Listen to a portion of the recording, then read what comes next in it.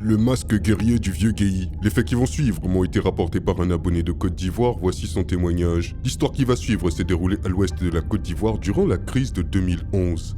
Un matin, nous avons été alertés du fait que des mercenaires d'Ozo étaient en approche de la ville là où nous étions. Dans la panique, tout le monde a commencé à ramasser leurs affaires essentielles et quitter leur maison. Cependant, il y avait le patriarche d'une famille de notre quartier qu'on appelait le vieux Guéhi, qui refusait de partir. Tout le monde l'implorait de quitter les lieux, mais il ne voulut rien savoir. Il a dit qu'il n'avait pas peur de ces gredins et qu'il avait ce qu'il faut pour leur tenir tête. L'un de mes amis, qui était le plus âgé de ses petits-fils, a décidé de rester avec lui, ne pouvant se résoudre à laisser son grand-père ainsi. C'est lui qui m'a raconté cette histoire. La plupart des habitants avaient quitté la ville. Le grand-père de mon ami l'emmena dans une case qui se situait non loin de leur habitation. Dans cette case, il y avait le masque du vieux Guéhi.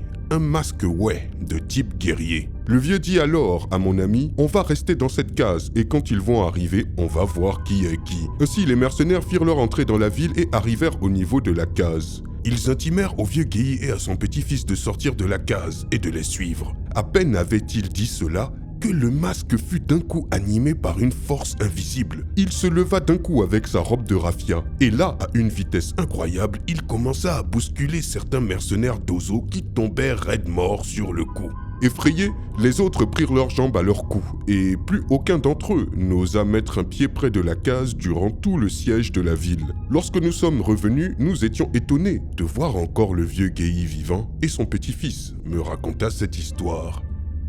Quelle histoire spectaculaire! Dites-moi ce que vous en pensez dans les commentaires et je vous dis à très bientôt pour une nouvelle vidéo. C'était Takashi J numéro 1 sur les histoires mystiques de l'Afrique.